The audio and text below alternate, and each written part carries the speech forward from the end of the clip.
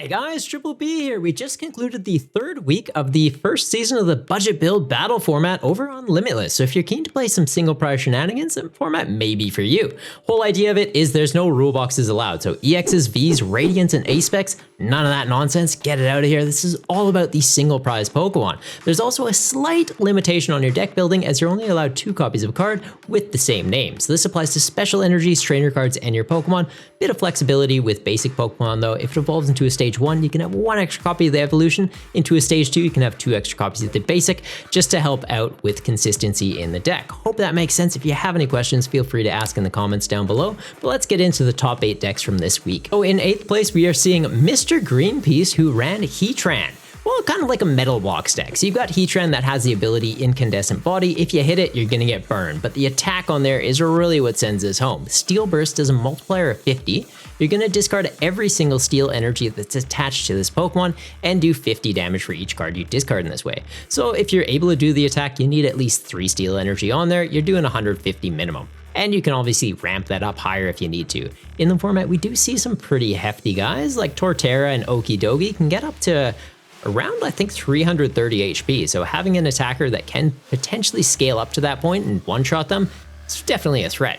Getting the energy onto it too, not that much of an issue since you do have Matang. Look at the top 4 cards of your deck, any basic steel energy, attach them to your Pokemon in any way that you'd like. So this is your way to get your Heatran online. And also having the Metagross just as another option you could go into. Has the ability Emergency Entry, so if you top deck this, you can just put it onto your bench and draw 3 cards, which, yeah, not bad. And the attack on there, 2 energy, 100 damage. During your next turn, it does 100 more damage. So theoretically, you get this off the top deck, bench it, use a Matang to charge it up. You can kind of just snowball this, hitting for 200 after your first attack and just rolling that over turn after turn. Would be interesting to see if they incorporated a way to guarantee the top deck in the future, like maybe you're running Academy at Night or Cypher Maniacs Deciphering, just be able to like, Matang's on top, I know next turn this is going to be on my bench. We're good to go. But it was Mr. Greenpeace's first time playing in the format, so a little bit of refinement for their list I'm sure is to come. Tatsugiri in there just to help get into some supporter cards when it's in the active, looking at the top 6 cards of your deck, and Arch Aladon providing a secondary attacking line, being on a stage 1, evolve up into it, Iron Blaster, 3 steel energy, 160 damage. During your next turn, this can't attack, but the ability kind of mitigates that, since all your Pokemon that have steel energy attached have no retreat cost. So you can just pivot this into a Heatran or into a Metagross and start attacking with them if you use this.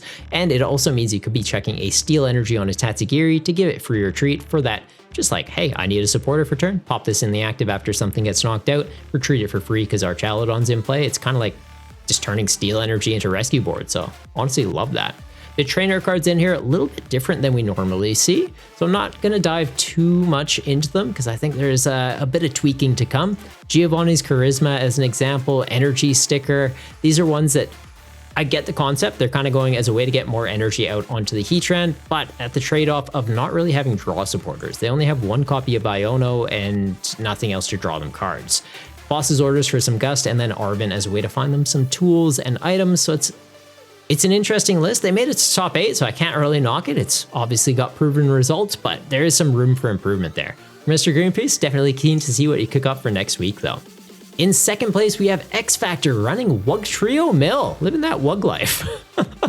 It's got Undersea Tunnel. You're going to flip 3 coins, and for each heads, discard the top 3 cards of your opponent's deck. In this format, being limited to just 2 copies of a card, if you're milling away key pieces from your opponent, they can really struggle. Like if you mill their rare candies or you mill their pre-evolutions, their evolutions, their energies, and they don't find ways to recover them, they're really going to be struggling. And you're slowly just whittling their deck away turn after turn after turn and making the game a lot more difficult for them to play. It isn't the only milling card in here though, as you do have Comfy. For 1 psychic energy, each player is going to draw 3 cards. So they're not discarding them, but they're going into their hand. So like, yeah, if they don't immediately use them, well, next turn you just go 0, 6 mechanicians. They have to, shrink their hand down to 3 cards. A little bit scary. Yeah. Nice combo piece. Also to close out the game, you're not reliant on coin flip. So like your Wugtrios, if you have an evolved one up, your opponent sees like, oh, well, they don't have a bench Wiglet. I don't have to worry about mill. I can be a little bit aggressive drawing through my deck. And then you just bench this, switch into it, attach 1 psychic energy, mill the last 3 cards. Yeah, it's a little threatening. For some additional draw power though, having the Bibarel Squelbit combo, draw till you have 5, and then just like put your hand back into your deck, draw 1 card, love to see it. And then Ralts being another attacking option with Memory Skip, 1 Psychic Energy, 10 damage. You choose one of your opponents, or one of your apologies. It's a little bit late and cat's got my tongue at the moment. You choose one of your opponent's active Pokemon's attacks. During your opponent's next turn, they can't use that attack. So if your opponent only has one thing that attacks in their deck, you just go, you can't use that attack next turn. Like for example, at Torterra we talked about, they have a pretty hefty retreat cost. They don't often run a lot of switch cards. You're making them have to hard retreat, discarding a lot of energy, maybe don't have a backup attacker, like they can't just loop into their Torterras. You're burning through a lot of their resources in that way and buying yourself some time in the early game into other matchups. So love to see it. And then Manif for some bench protection. The supporter cards in here though, kind of standard stuff. We're seeing Iono and Arven, Lana's Aid being a great card in here. Chorus's Tenacity, I like it, a little bit risky. We have seen Kyurem popping up, which could attack for free if you had this in the discard, but Manif gives you some protection against that, so yeah, it should be fun. Gets the energy card in a stadium out of your deck. So you're reliant on special energies. You need a reversal energy, or at the very least, double turbo energy to help pay for that Wugtrio's attack cost, so just having a guaranteed way to search it out makes a lot of sense that Chorus is in here. Roseanne's backup, same logic applies to that. Pokemon, tool cards, stadium, and energy from your discard pile, pop them back into your deck when you use Roseanne. It's a way to be able to reuse your reversal energies, potentially get your stadiums back into your list, and some disruptive tool cards like Handheld Fan, or maybe even a Devolution TM. If you know that your opponent's very reliant on rare candies, yeah, see you there in the discard pile, Devolution TM them. They have another rare candy, cool, Roseanne, put it back in, Devolution TM them again. What are they gonna do? Try and manually evolve up if they have the stage 1 and you haven't already milled it out, I guess, but yeah, it's a pretty disruptive card. Erica's Invitation, effectively being a boss's orders, but from your opponent's hand for a basic Pokemon, they reveal it, you find a basic, bring it into the active, and then boss's orders, just, well, yep. It's just a pretty good card. Counter Catcher, since you're never going to be taking prize cards, you're likely going to be behind on them and just always able to gust up a non-attacking Pokemon into the active while you can slowly whittle through your opponent's deck. So, a little bit concerning seeing Mill in this format, but like honestly respect it, and Xfactor, love to see the results you had with it this week, and keen to see how you go with this list moving forward. In 6th place, we're seeing Tristram. I'm gonna say this is a Snorlax deck, but it's not a Snorlax stall deck. It's just happens to have Snorlax. So with block, your opponent's active Pokemon can't retreat. You're going to be locking something in the active, ideally something that can't attack, like a Bibarel, who also shows up in the list. You have Froslass to spread around damage counters to all the Pokemon that have abilities, so Snorlax will be taking a little bit of chip damage here and there from your own Froslasses, but you're going to be softening up your opponent's bench. Monkey Dory though, chuck a Dark Energy on this, you can move 3 damage counters from one of your Pokemon onto your opponent, so you can be healing your Snorlax, healing your Monkey Dory, then go back to healing your Snorlax, then back to the Monkey Dory, just kind of switching your target each turn so that your Frostlass isn't getting either of them into like too high of a damage range. And then for some extra damage output, you do have the Dusknoir line. So Dusclops, knock it output 5, Dusknoir, knock it output 13.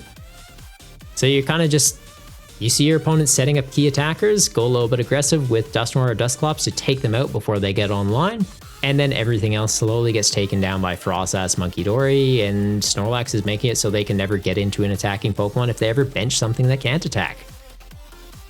Trisky. Yeah.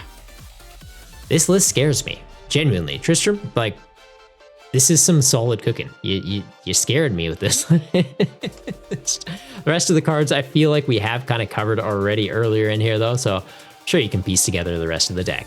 In 5th place, we have DS Andrade running Talon Flame, which honestly, I didn't know this card existed, and respect for them finding it and doing so well with it. For 2 colorless energy, you do 110 damage, but if the retreat cost for your opponent's active Pokemon is 2 or more, it's 110 more.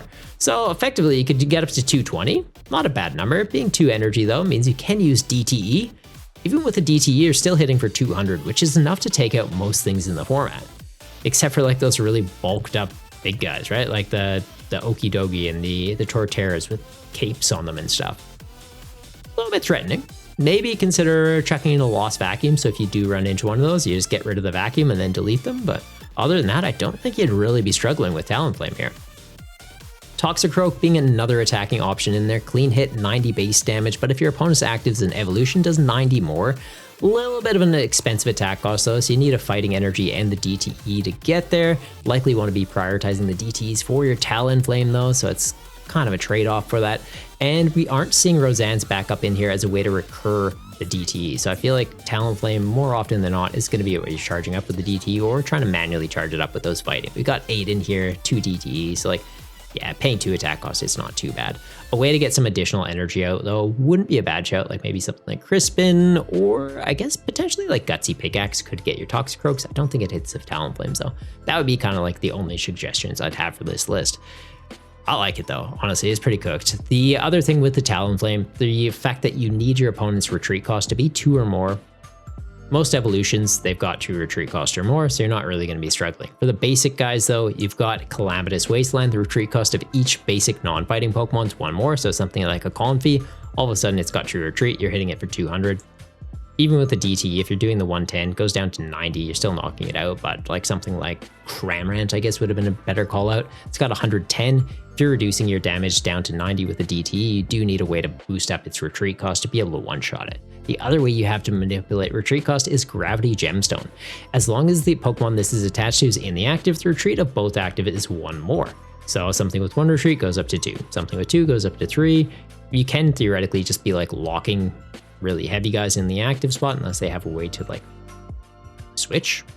But if they're trying to manually retreat, this could buy you a bit of time, but it also makes sure that Talon Flame's hitting those breakpoint numbers for you. Pelipper showing up in here just as a way to get into your supporter cards from the deck or recover 1 from the discard pile, and Bibrobe giving you some solid draw support. Tinglu's also giving you another attacking option in the deck with Ground Crasher doing 30 base damage, and if a stadium's in play, it does 30 damage to each of your opponent's bench Pokemon, then you discard that stadium. So it could help you fix up some breakpoint numbers by doing a little bit of spread damage. Also means you could be using something like Mesagoza, you get a Pokemon off of it, and then you just discard it so your opponent doesn't get to use it. Kinda rude, but respect it, it's a good play. Rest of the deck though, I feel like you guys can kind of piece together. In 4th place, we are seeing Sneaky Old Crab. And like, honestly, I think we've seen him run this deck a few times. Not sure if he's made any tweaks to it, but doesn't really need to. Agron's got the attack Angry Slam. It does 50 multiplier for each of your Pokemon in play that have damage counters on them. So if you have every single thing in play with damage on it, you can get up to 300 damage for just 1 steel energy, which is kind of terrifying. Getting damage out isn't an issue either since you have Steelix. 1 steel energy, 130 damage to the active, and 30 damage to each of your bench Pokemon. So yep, the fact that he has 2 attackers for 1 steel, it can do scary numbers. It's concerning, and it's not just 2 attackers, it's actually 3 since Dodrio can use Ballistic Beak, doing base of 10 and scaling up by 30 for each damage counter on it. So Steelix is setting up damage counters for Agron to just do big numbers, and it's also beating up your Dodrio so that they can hit harder too. Zooming Draw lets you put 1 damage counter onto it once per turn and draw a card as well, so it's giving you draw support, it's giving you a way to get damage counters onto your bench without having to rely on Steelix necessarily. So like if you happen to get this guy evolved up and get an attack off, you can just be using Dodrios, get a couple damage counters on the board, and Agron can start swinging. So like by turn 2, you could rare candy up to this, theoretically have 2 Dodrios, use both of them, be hitting for 100 with 1 steel. Not bad. Monkey Dory's also in here, so if you do get to a point where you're putting too many counters on your guys, and it gets to the point where you're getting to breakpoint numbers for your opponent, or your opponent's running Froslass and putting too many damage on you between turns, and you want a way to give them back, well, Monkey Dory can help you out with that. And you also have damage pump. So if you have guys with excessive damage on them, like Steelix putting 3 onto something, then the next turn you bench, let's say 2 Aerons, they don't have any counters on them, and Agron wants to be doing 100 extra damage off them, you go damage pump, move 30 of those, or 2 of those 30 from one of your damage guys that Steelix hit onto those 2 Aerons to give you that extra 100 damage push. Saying damage a lot in this Pro Ball. But yeah, honestly, I love this list. It is cooked. The fact that he's got Dark Energy in here to help pay for the Monkey Dory's attack cost, as well as having Luminous Energy to theoretically pay for the Psychic attack cost too, also means that the Monkey's a threat as well. So every single Pokemon in this deck is an attacking opportunity, meaning you're not going to struggle with matchups like Control, where they're trying to bring something into the active and go, oh, that thing can't attack me. Snorlax says you can't retreat. You go, I don't care, I'm just going to attach a different energy onto it and attack you now. Everything is a threat in this deck, and yep. In third place, we are seeing Jab, who piloted, we're kind of just going to call this one a Froslass deck. There's a couple different attackers in here that pair very nicely with Froslass. Froslass, obviously between turns, putting a damage counter on every single Pokemon in play with an ability. Monkey Dory showing up here so that takes damage from Froslass, hands him off to your opponent. You've got Elekid, who can attack for free and put 30 damage onto one of your opponent's Pokemon, so setting up numbers to theoretically help it so that between turns Froslass gets a KO, or just soften things up for you so that later Monkey Dory can put counters on them. There's definitely some interesting avenues you can go with using Elekid.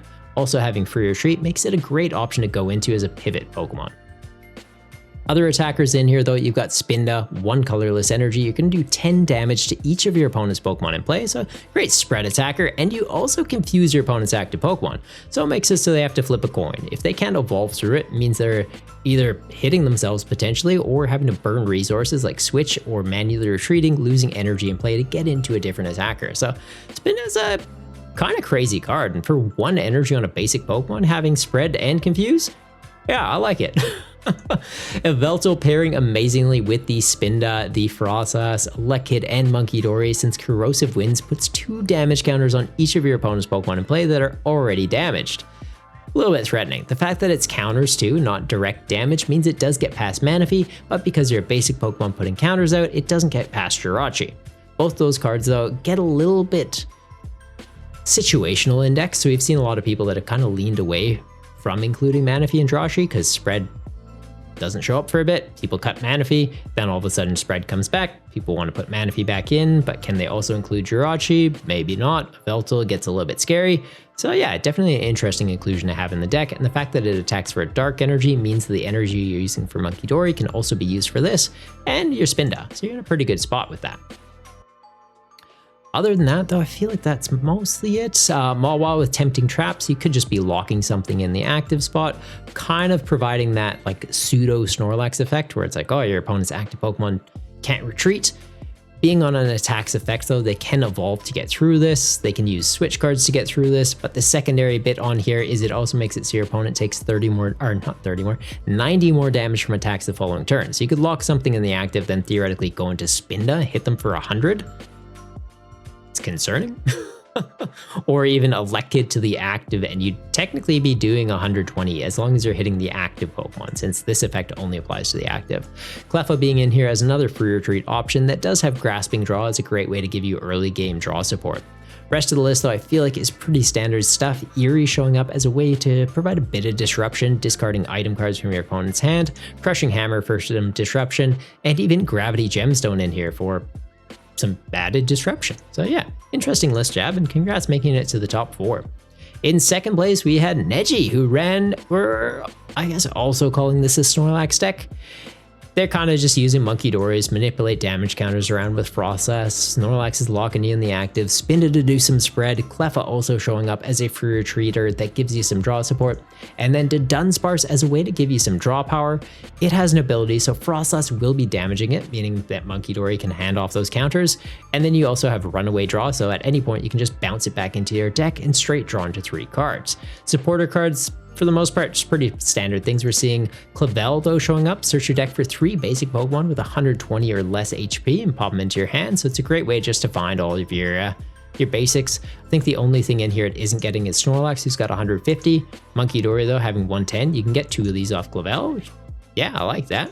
Penny just as a way to loop your guys, so if Snorlax is taking too many damage counters from your Froslass, or maybe your opponents managed to get a hit in you, you just Penny, pick it up, go into a free retreater like Cleffa, and then pivot back into a Snorlax, or just go into a second Snorlax, or a Dunsparce, then bounce it into your decks and back into the Snorlax. So yeah, it's a threatening deck. I'm not a big fan of Snorlax, I'll be honest, when it's played as like a stall deck. Like when it's just, hey, your opponent can't play any cards, I'm waiting for them to draw out of the deck, I don't like it. The way that we're seeing it played this week though, I do enjoy it because we are seeing people taking prizes. We're seeing them manipulating damage counters around. It's becoming a bit more strategic and like a kind of a back and forth game of chess almost. So yeah, I like it. Froslass, I know some people have said like, oh, this card, it puts out too many damage counters. Like it's hard to play against. Don't overbench things with abilities, and there is ways to heal your guys. So like looking at decks like this, don't get too caught up in it. Just maybe reflect on yourself, find ways to adapt your own playstyle. Just be aware that decks like this do exist and have a way to respond to them, or at least have a game plan. So if you do pair into them, or yeah, just maybe go, yeah, I'll cop this one. If I don't get set up fast enough, I'm gonna have a bad time. And in first place, I took this one home. So I played Dragapult this week. We got Dragon Launcher, 1 Psychic Energy, discard any number of your bench Dreepy, and then you get to do 100 damage to one of your opponent's Pokemon for each that you do. You can't target the same thing multiple times, so it's kind of just a spread deck. You're targeting down pre-evolutions, you're targeting down low HP basics, or damaging things enough that you can finish them off with this. We've got Dracloak as a pre-evolution for some amazing draw power, Froslass to put some extra damage counters out, Munkidora to help you manipulate them, Xatu as a way to get some draw power. You got Clairvoyant Sense, a basic psychic. You can attach a basic psychic energy from your hand to one of your bench Pokemon, drawn to 2 cards, so it's a great way to charge up your Dragapult. Yeah, the attack only costs 1 psychic energy, but it gives you a way to charge up your second attack, so if you don't have Dreepy on your board, or you want to hit the active for 120, you could use Spooky Shot, and it also means you can get Munkidora online as a backup attacking option, hitting for 60 and confusing your opponent. Being able to use Adrena Brain and give away some of the counters, and having Froslass to soften them up, it's a great way to take some pretty cheeky knockouts. We also have Gengar in here.